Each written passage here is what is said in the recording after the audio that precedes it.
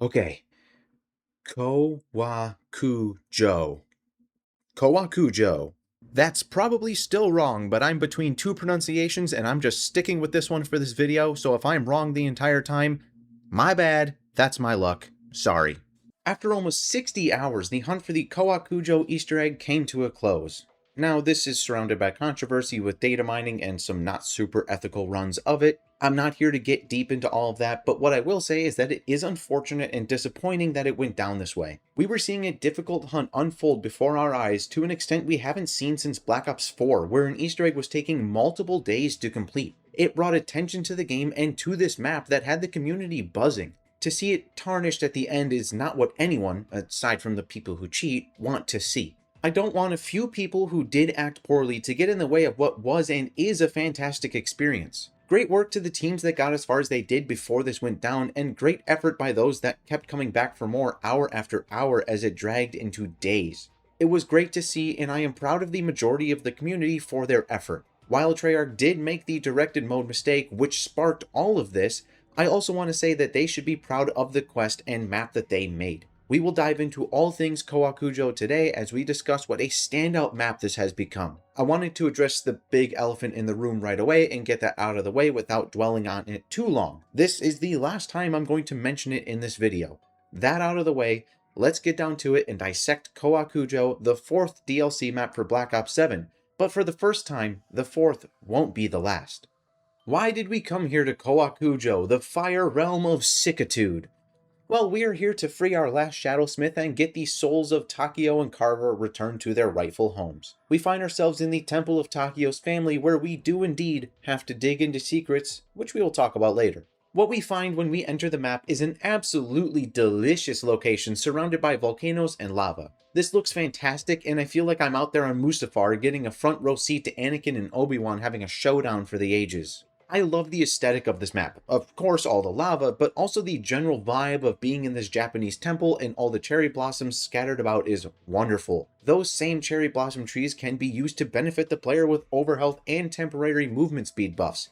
It can also, in a fun way, be used to make little cherry blossom tornadoes if you run in circles with the buff on you. I think that's funny. It's just a small layer to add to the many layers of this map. Another interesting part of this map relates again to lava. There will be fissures that pop up around the map from time to time where it will darken that zone and cause your character to begin coughing if they stay there too long. They will also begin to take damage, so you will need to move out of that area while it has a fissure active. This is done much better than a similar feature in Infection in Advanced Warfare. When you have a fissure in Kowakujo, you don't have to abandon a huge section of the map. This map is still large enough that a small area being temporarily inactive for training or camping isn't a big deal. You're also able to cross through that area if you need to, you just won't want to remain there long. So it adds a hazard, but you can still work around it pretty easily. Another hazard is the lava, which will harden and create paths for you, but also intermittently begin to flow again and create lava pools in some parts of the map. These can be avoided, but can also catch you off guard if you aren't prepared or paying attention. These hazards fit right into this map and add an extra layer of flavor for players to manage and enjoy. This is great stuff here so far. It is a great way to start things off. You have mixed it up, but in a way that players can work with and manage without it being tedious or annoying. Then we do have one big note that Treyarch did good on, and they added a Tom Kane tribute to this map following his passing recently. They wouldn't have had much time to work on this, so I am glad that they had a tribute in front of the intro cinematic, as well as an in-game tribute at the center focal point of the map at the big cherry blossom tree. Rest in peace, Tom Kane.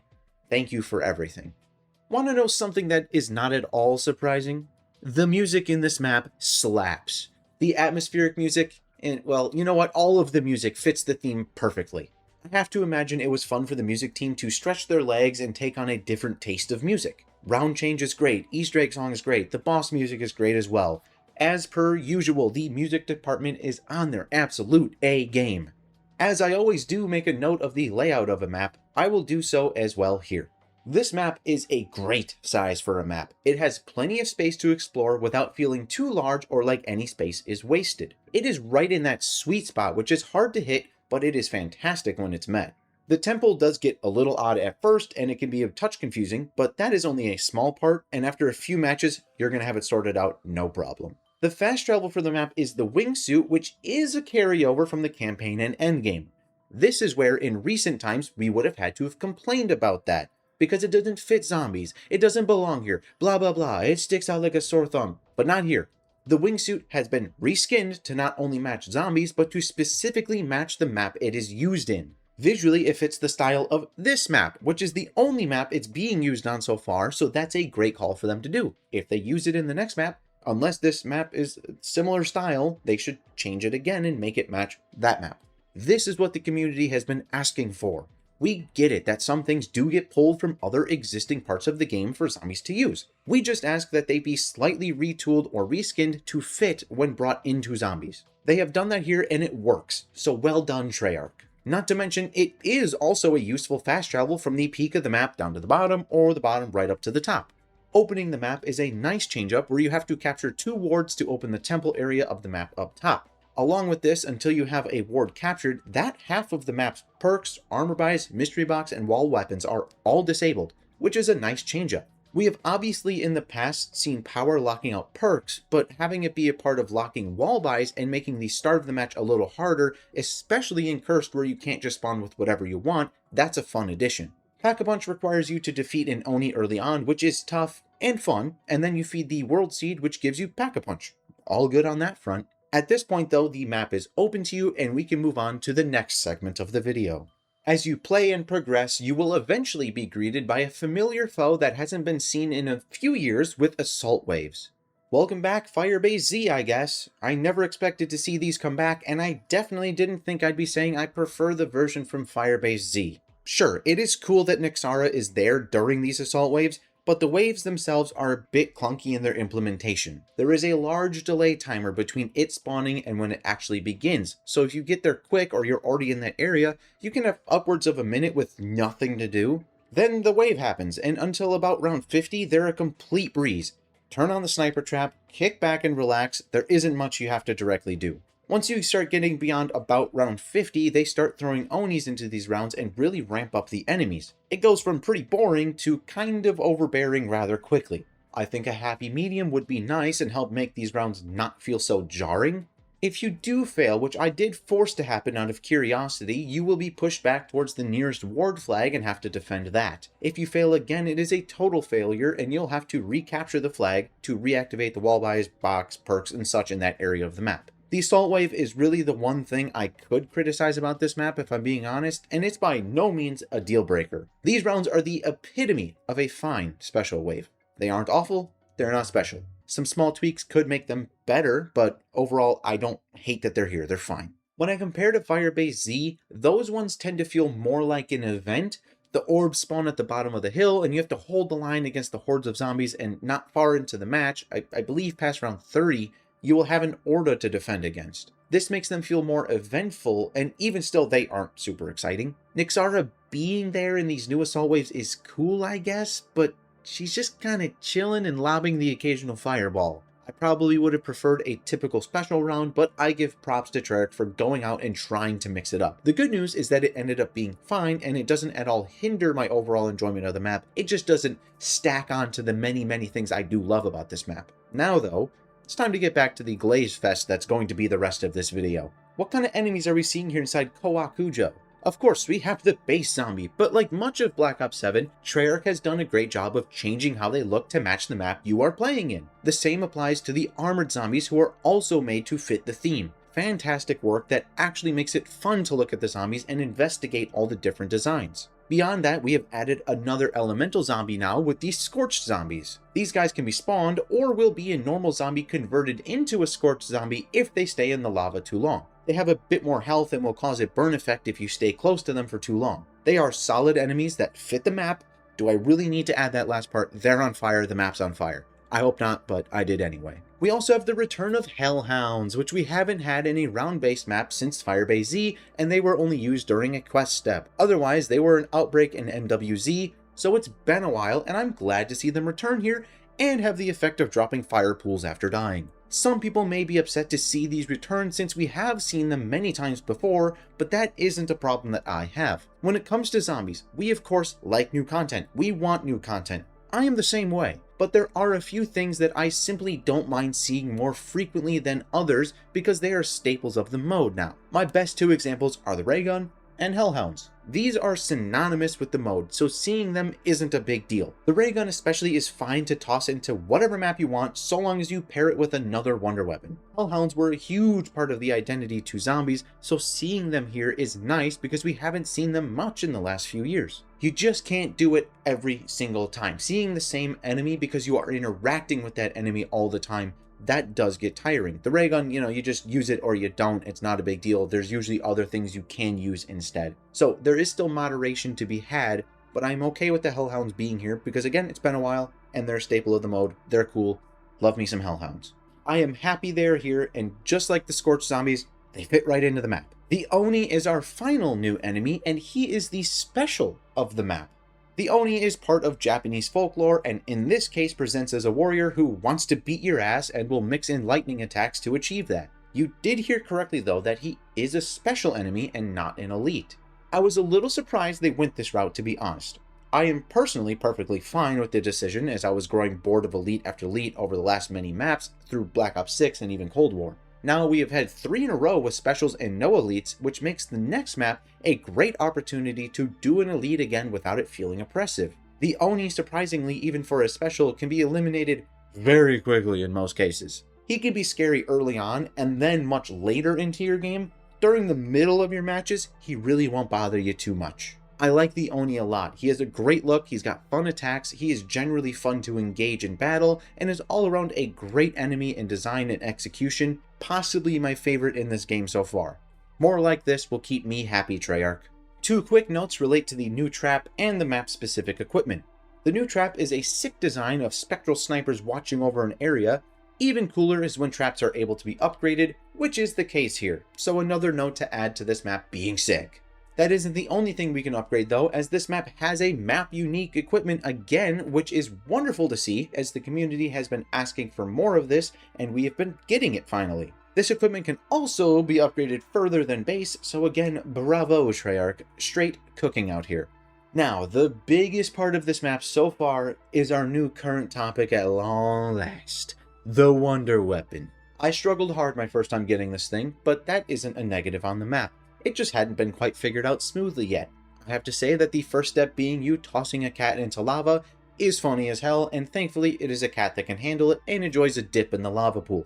Now I can do this quest easily, and it is a pretty good Wonder Weapon quest. Longer than many recent ones, and yes, it is a cat, and yes, it is one of my favorite Wonder Weapons now. It is strong and definitely one of the best, if not the best, Black Ops 7 Wonder Weapon, but in general, Black Ops 7 has weaker Wonder Weapons, so it still isn't the strongest thing we've ever seen. I would again love to see a Wonder Weapon just a notch stronger than what we've been getting so far in this game. Regardless, it is an awesome design, it is unique, it is fun, and I am so glad that they hid it from us so we could be surprised on launch day. More of these fun-ass Wonder Weapons, more of keeping these things secret so it can be exciting on the day it's discovered, more of this Treyarch. And you know what, I have been rather vocal about wanting a set of 4 Wonder Weapons in this game, and I was hoping this map would be the one to do it.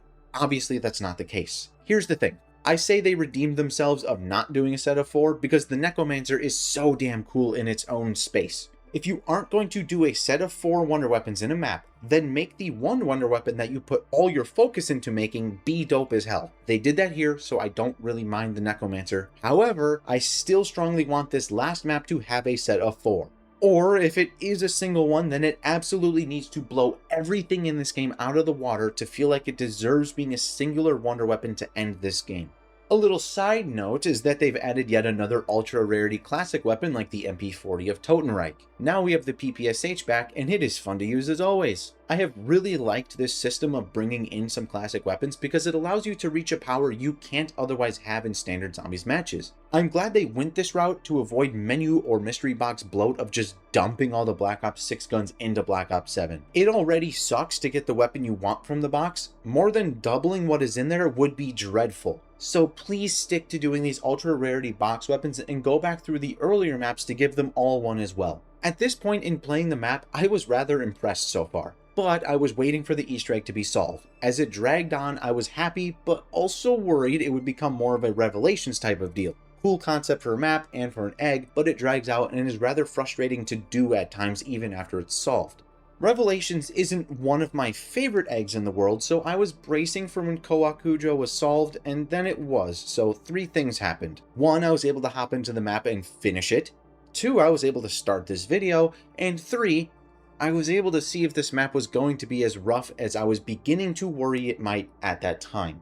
This Easter egg, as it turns out, is formatted as a murder mystery in Takio's family. As far as concepts go, this is one of the most neat ones we have seen in Zombies. This is where we dive into the secrets and mysteries of Takio's family. The ultimate goal is to basically play a game of Clue, TM, and figure out who committed the murder, with what, and when they did it. I love the idea of this, and going through it now that it's solved, I have to say it's one of the strongest Easter eggs we have in Zombies. When referring to Easter eggs specifically, this has to be the best modern Easter egg for sure, and will likely go over many maps from the classic era with their Easter eggs. There is so much to do, but it flows really well. As you move and you collect these pieces of evidence and grow the evidence board collection, it adds these signals as you go through with the posters filling in to give you motivation to keep going. Having these act as mini mental checkpoints makes the egg feel more rewarding because you are seeing the progress you are making, which leads to again the ultimate deduction of whodunit. They threw in a Simon Said step in a unique format with the masks, and that was great to see as well. The clock step with the banners is a fun way to achieve a step like that, and I enjoy running to grab those flags and move them into the right positions. There are a few mini zombie bosses to eliminate in this, which will drop you parts you need. It's all around such a fun and deep Easter egg.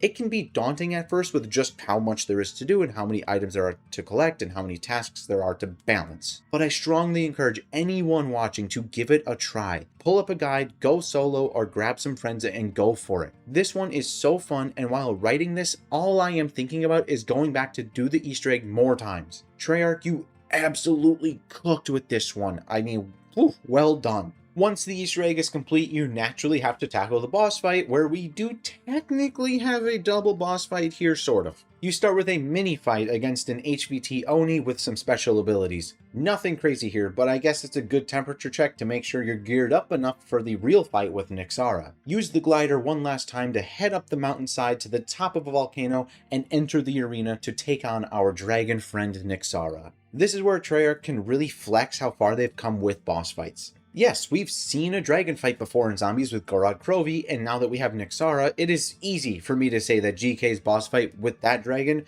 has absolutely nothing on Nyxara. The scale of fighting on a volcano is sick. The boss design is sick. You have to create immunity protection bubbles by eliminating Onis and capturing points with those flags in the arena. Using those, you can damage the boss. This is a great way to spin a base mechanic of the map in a new way, but not too difficult that players will not be able to pick it up. They can figure it out easily from what they've learned while playing the map normally prior. Outside of that, Nyxara will bombard you with many attacks which are able to be played around for the most part. Her line attack that she winds up and charges looks amazing, and I love that one for it. I did have a bit of a laugh when first getting to the third phase and seeing fire tornadoes. Didn't expect to see that in any of the maps, let alone 2 of them in Black Ops 7. These are preferable to Paradox Junctions in my opinion, as they are easier to avoid and work around. All told, it is a relatively straightforward boss fight, which is still challenging due to the wide range of attack types that will be thrown at you. This is not my favorite boss fight of Black Ops 7, but it is right up there.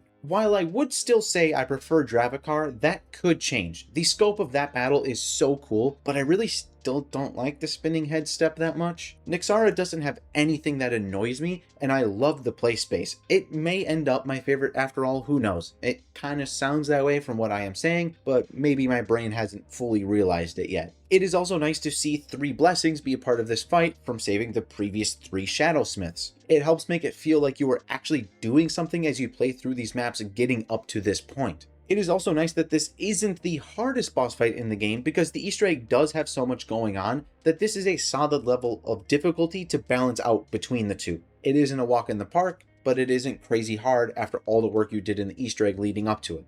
Once again, Treyarch cooked. What a surprise. And with that, we have saved our 4th and final Shadowsmith with Nyxara.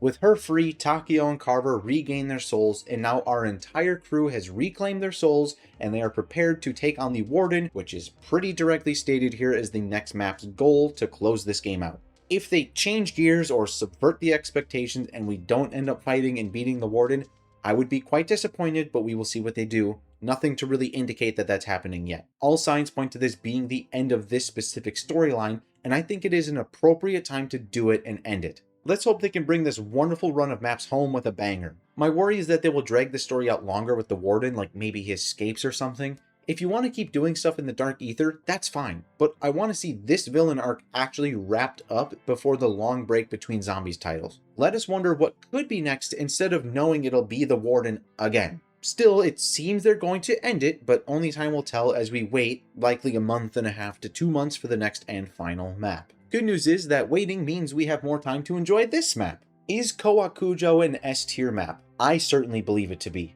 In fact, I believe it's a top 10 map, and for me, it's a top 5 map. Honestly, given time, I could see a world where this becomes my new #1 map, but I'm not there yet. These things are always subject to change up and down, but right now, Kowakujo is holding firm very high in my rankings. It checks the boxes so well and wraps it all up in a beautiful set piece and atmosphere. The map itself is great, Wonder Weapon is great, the quest is amazing, and the boss fight is great. This dang map has it all in spades, and I just want to sink more time into it. No matter what the haters say that haven't even played the game, Black Ops 7 Zombies has been cooking this year, and I can't wait to see how they bring this absolute banger of a game home in the final map, which they are going to call Absolution.